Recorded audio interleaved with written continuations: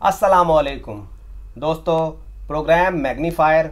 मैं हूं आपका होस्ट कासिम राना और आज हमारे साथ जो गेस्ट हैं सर वाजिद काज़मी। अस्सलामुअलैकुम। वालेकुम अस्सलाम, बहुत शुक्रिया। दोस्तों, आप पंजाब ग्रुप ऑफ कॉलेजेस में फ़िज़िक्स पढ़ाते रहे हैं और आज हम जिस मौजू पर बात करने वाले हैं वो ये है कि परदेश में रहने वाले, ख़ास तौर पर वो लोग जो अकेले परदेश में रहते हैं, परदेश में रहना उनकी ज़हनी और जिस्मानी सेहत पर किस तरह से असरअंदाज होता है, इसी के बारे में आज हम बात करेंगे। सर, सबसे पहले तो खुशामदीद। Thank you very much Rana साहब, आपने आज मुझे इनवाइट किया और बड़ा अच्छा टॉपिक लेके आज आप आ रहे हैं तमाम ओवरसीज़ के लिए। जी बिल्कुल। तो जी सर, तो आप सबसे पहले तो हम जिस्मानी की बात करते हैं, क्योंकि फ़िज़िकली चीज़ें जो हो रही होती हैं बस वो हमें नज़र आ रही होती हैं, ऐसे ही है। और जो जहनी सेहत होती है ख़ास तौर पर हम उसको नज़रअंदाज करते हैं बाज़ का। तो चलें पहले जिस्मानी सेहत पर बात करें। बिस्मिल्लाहिर्रहमानिर्रहीम। बहुत शुक्रिया कासिम साहब, आपने जो बात की कि फॉरेनर जो है जी जी जितने भी, और उनकी जिस्मानी और जहनी जो प्रॉब्लम्स है, उनके जो मसाइल हैं और उनकी वजह क्या है और वो किस तरह के उनके ऊपर इफेक्ट हो सकता है। जी। सबसे पहले कासिम भाई, मैं आपको एक मज़े की बात बताऊं कि किसी ने कहा था कि 2 कैदी ऐसे हैं जो बेगुनाह होते हैं। अच्छा। एक वो जो बैरून ममालिक बैठे हुए लोग, ठीक है, ये वो कैदी हैं जिनकी कोई कसूर नहीं, और एक चिड़ियाघर में मौजूद जानवर, इनका कोई कसूर नहीं होता। क्या है ये 2 कैदी। क्या है? अब एक कैदी, अगर इसको मैं इस जुमले में लूँ, एक बड़े अच्छे फ़िलासफ़र है, उनका कहना था, उन्होंने शायद मजाक में ये जुमला कहा था, लेकिन ये एग्जैक्ट बैठ रहा है आज में, और आप इस चीज़ को ऑब्ज़र्व कर रहे हैं, हमें देख रहे हैं। तो कासिम भाई, जो होता है ना एक कैदी, अब आप मैं बात करूँगा कैदी की ज़हनी और जिस्मानी प्रॉब्लम्स, ठीक है, उसको कैसे फेस किया जाता है। मैं इसको जिस ज़हनी कैफियत पे ज़्यादा जोर दूंगा, ठीक है, क्योंकि एक्चुअल में अगर अकेलापन आपको किसी चीज़ पे इफेक्ट करता है तो वो आपके ज़हनियत पे इफेक्ट करता है। और वो फॉरेनर, वो ओवरसीज़ जो यहाँ पे अपनी फैमिलीज़ के लिए, अपने अपनों के लिए, उनकी खुशियों के लिए अपनी खुशी जहाँ पे आके कुर्बान कर रहा है, मतलब अकेला रह रहा है, वो अपने बर्तन खुद धो रहा है, अपने कपड़े खुद धो रहा है, उसने अपनी टाइमिंग खुद बनाई हुई है। कभी कभार वो अपना सुबह का खाना जो साथ लेके जा रहा है, वो ख़राब खाना उसको खाना पड़ता है साइडों पे, और ये ऐसा मैंने देखा है यहाँ पे। अच्छा। और उसके अलावा आप देख लें कि उसके जो ट्रांसपोर्ट का मसला है, उसके अंदर भी उसको प्रॉब्लम फेस हो रहे हैं, उसकी ज़हनियत है। अच्छा, इवन के एक मेन चीज़ भी है कि फॉरेनर में आपका जो मेडिकल है वो महंगा होता है। हाँ, ये ठीक तो है। ये अब इस महंगे मेडिकल से बचने के लिए वो कितनी बीमारियां ऐसी हैं कि जिनको वो चेकअप करवाने या उसको हल करने के लिए वहाँ पे नहीं जाता, क्योंकि उसकी लिमिटेड सैलरी होती है। अब लिमिटेड सैलरी के अंदर वो उसको पता होता है कि यहाँ पे अगर मुझे सर का दर्द है तो उसकी टैबलेट्स भी महंगी है, अगर मुझे कोई और मसला है तो उसका भी प्रॉब्लम है, इंश्योरेंस जो है वो लिमिटेड है, तो इसलिए ये उसके ऊपर बड़ा इफेक्ट होता है।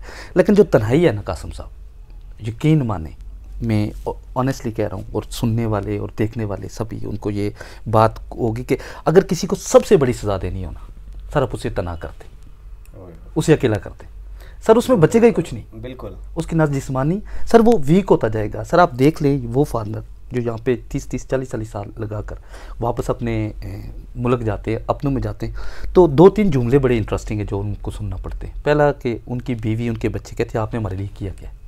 यार, ये बड़ा तकलीफ दे जुमला। यकीनन आप में से बहुत सारे लोगों ने तो ये सुना भी होगा और कुछ ने लोगों के लिए कहते हुए सुना होगा। बिल्कुल सही कहा आपने। फिर कहते हैं ब्लड प्रेशर का मरीज़ हो गया है, बोलता बहुत है, बात बात पे टोकता है। सर उसने जो, सर पीछे तो देखें ज़रा, वो किन मुश्किलात के लिए, किस किस चीज़ों से वो गुजर के अपनी फैमिली के लिए उसने खुशियाँ दी, अपनी जवानी को बर्बाद कर दी। सर जवानी को कुर्बान किया, सर अपनी खुशियाँ कुर्बान कर दी। सर हफ्ते में 1 डे मिला उसे यहाँ पे छुट्टी का, उस 1 डे में उसका सारा दिन उसके बर्तन धोने में, उसके कपड़े धोने में गुजर गया। सर बच्चों से दूर, सर अजियत है, सर ज़हनी अजियत है, सर डिप्रेशन में लोग जा रहे हैं। सर उसकी नींद का प्रॉपर सिस्टम नहीं हो रहा। सर वो उसने अपने आप को लिमिटेड चीज़ों के अंदर रख लिया। उसने 1 दिरहम, 1 डॉलर, 1 रुपया खर्च करते हुए 10 मरतबा सोचा।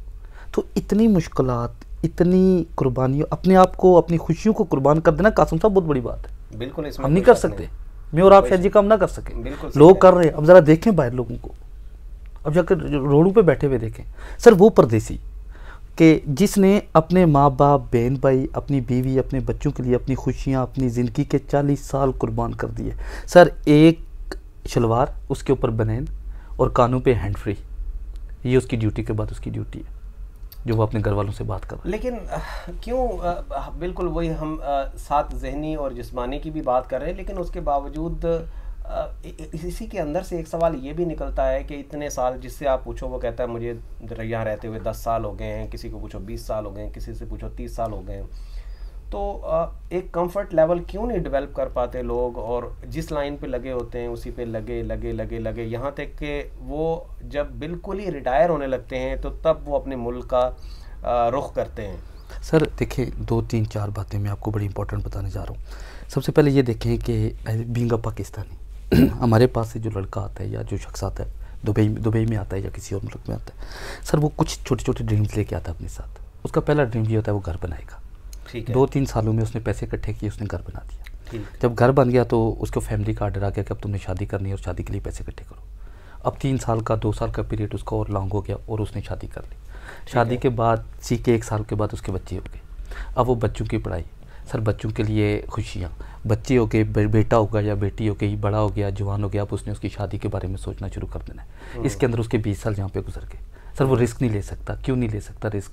कि अब उसका वो बर्डनाइज हो रहा है। पहले आया था एक मकान के ख्वाब को लेकर, जब यहाँ पे आया तो उसने शादी के ख्वाब देखा, जब शादी हो गई तो उसके बच्चे हो गए, बच्चियों की खुशियों के उसने ख्वाब देखना शुरू कर दिए।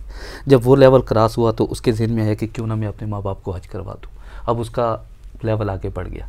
सर उसने हज के लिए अपने दिन रात को एक कर दिया। इसी असना में उसके 30 ईयर गुजर गए। इन 30 ईयर्स में सर उसका अपना आप कुछ भी नहीं रहा। वो जिस्मानी तौर पे वीक हो गया। सर वो चिड़चिड़ा हो गया। क्यों हो गया? तो लोग सब कहते हैं कि जो लोग आते हैं फ़ोन, इवन कि मैं आपको एक मज़े की बात बताऊं, वो कपल या वो हस्बैंड्स जो यहाँ पे रहते हैं और अपनी बीवियों से और अपनी फैमिली से साल 6 माह दूर हैं, वो कई लोगों को मैंने हफ्ते में 3 दफ़ा भी यहाँ पे मोबाइल पे लड़ते देखा है अपने घर वालों से। सर सब कहते हैं कि लड़ता है, सब कहते हैं कि ये ज़्यादा बोलता है। सर अब मसला तो देखो कि आखिर उसमें वजह क्या है। सर ये तन्हाई उसको ना चिड़चिड़ा बना रही है।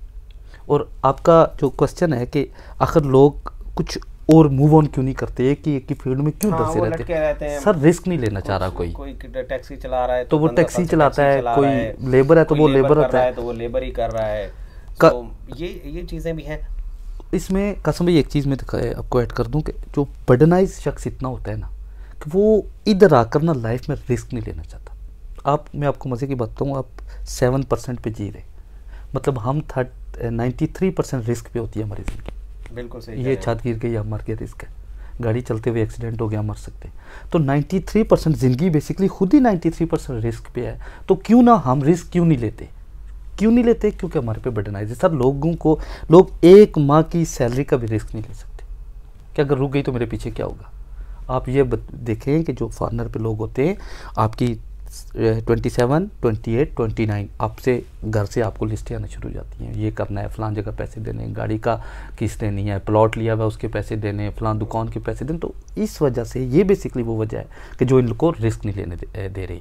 फिर उसके पीछे उसका जो माजी है, वो जो ख्वाब लेके आया है, वो जो ड्रीम लेके आया है, पहले घर था, फिर शादी थी, फिर बच्चे थे, बच्चों की अच्छी पढ़ाई थी, उसके बाद माँ बाप हैं, उनको हज है, भाइयों के लिए कुछ करना है। इतना कुछ कर जाने के बाद जब वो वापस घर जाता है after 40 year, after 50 year, after 60 year, तो एक ही लफ्ज़ उसको सुनने में मिलता है कि आपने हमारे लिए किया क्या। तो सर इससे बड़ी अजियत और क्या होगा? बड़ा तकलीफ़ दे ये जो है जुमला है। लेकिन इसके साथ साथ इसी को बात को आगे बढ़ाते हुए हम बात करेंगे कि चलें ये चीज़ें हैं जो इफ़ेक्ट करती हैं ज़हनी तौर पर, जिस्मानी तौर पर, और ये वो वजूहात हैं जिनकी वजह से आप इन सब चीज़ों को बर्दाश्त करना पड़ता है। लेकिन आखिर जहाँ प्रॉब्लम होती है वहाँ सॉल्यूशन भी होता है, डेफिनेटली ऐसा हल भी होता है। सो आप क्या समझते हैं कि इन ज़हनी प्रॉब्लम्स को, इन जिस्मानी प्रॉब्लम्स को टैकल करने के लिए, इनका हल निकालने के लिए एकदम तो नहीं निकलेगा, वक्त लगेगा, लेकिन आप क्या सोल्यूशन देना चाहेंगे जो हमारे परदेसी भाई हमें देख रहे हैं, इवन कि वो लोग जो पाकिस्तान में, जो इंडिया में, बांग्लादेश में या अपने किसी भी मुल्क में बैठे हमें देख रहे हैं, वो यहाँ आना चाह रहे हैं, तो हम उनको एक फार्मूला, एक कोई चीज़ ऐसी बता सकें कि भाई ये आपको हेल्प आउट कर सकती है, इसके बारे में? सर आप देखें, पहली बात तो ये है कि फॉरनर होना ये एक अब तक एक लाजमी है, क्योंकि दुनिया के अंदर कैटेगराइज कुछ ऐसा हुआ हुआ है कि कुछ मुल्क अमीर हैं, कुछ गरीब हैं। तो डेफिनेटली गरीब मुल्क जो है वो हिजरत करते हैं, उनके लोग हिजरत करते हैं अमीर मुल्कों की तरफ, सिर्फ अपनी फैमिली सपोर्ट के लिए, अर्निंग के लिए। तो ये बात बिल्कुल भी नहीं है कि इसका एक हाल गया कि आप आए ना, ये भी हाल नहीं है। आपने यहाँ आना भी है, ठीक है। सबसे पहले आपने अपना एक माइंड सेट लेके आना है, अपने एक ड्रीम लेके आना है। उस ड्रीम में सर आपकी जो आपके ज़हन है, इस ज़हन में जॉब निकाल के आना है। वक्ती करनी है तो करें। जो माशरे, जो लोग नौकरी के लिए आते हैं तो सर वो सारी ज़िंदगी नौकर बन के ख़ुद को कोसते रहते हैं। एक दूसरा सर रिस्क लें, ठीक है। ज़िंदगी नाम है रिस्क का, बेहतर से बेहतर करें।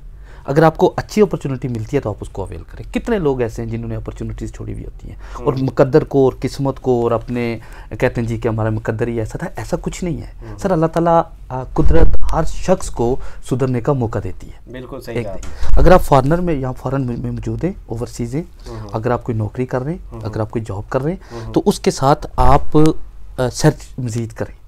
अगर आपको कोई अच्छी अपॉर्चुनिटी मिलती है, ज़्यादा कोशिश करें कि आप अपने बिजनेस की तरफ आएँ, ठीक है। एक और जो आपका टाइम पीरियड है अपनों से दूर, अगर वो साल का है तो उसे कम करें, ठीक है। 6 माह तक रखें। और अगर 2 साल बाद जाते हैं तो आप साल के बाद एक दफ़ा रहें, कनेक्ट रहें और अपनी फैमिली के साथ कनेक्टर की तरह रहें। आपके ये मसाइल हल हो सकते हैं, ठीक है। सो नाज़रीन, जो मैं नतीजा अखज़ कर पाया हूँ वाजिद भाई की बातों से, वो ये है कि देखें, रोज़ी रोज़गार के लिए आपने घर से निकलना तो है, आप जॉब के लिए भी निकल सकते हैं और अपने ख्वाबों को पूरा करने के लिए बिज़नेस के लिए भी निकल सकते हैं। अब जाहिर सी बात है, सब यही कहते हैं कि भाई मेरे पास तो पैसे नहीं हैं। सो जब आप यहाँ आते हैं तो ज़रूर जॉब करें, ज़रूर नौकरी करें, लेकिन जहन में रखें कि मुझे किसी मौके पे जाके इस जॉब को छोड़ना है, और एक प्लान अपने जहन में बना के रखें कि मुझे ये करना है, मुझे ये बिज़नेस करना है, इस तरह से मुझे ग्रो करना है। सो एक तो आपने अपनी इनकम बढ़ानी है, और दूसरा या तो आप फैमिली को इधर बुलाना अफोर्ड कर पाएँ, जब आप अपनी इनकम बढ़ा लें तो ग्रेट, आप उनको यहाँ बुला सकते हैं, या फिर आप कोशिश करें कि कम से कम अरसे में जल्द से जल्द अपनी फैमिली के पास जाएँ। अगर आप साल में जाते हैं तो 6 महीने में जाएँ, 6 में जाते हैं तो 3 में जाएँ, ज़्यादा से ज़्यादा अपने बच्चों के पास जाएँ, आप फ्रेश हों और अपनी जहनी और जिस्मानी सेहत का बहुत सारा ख्याल रखें। सो वाजिद साहब जो हैं वो हमारे साथ जुड़ चुके हैं इस प्रोग्राम के अंदर। हर प्रोग्राम के अंदर हम एक नए टॉपिक पर बात किया करेंगे और आपको बहुत सारी मालूमात भी मिलेगी, बहुत सारी इन्फॉर्मेशन भी मिलेगी और बहुत सारे प्रॉब्लम्स के आपको सॉल्यूशंस भी मिलेंगे।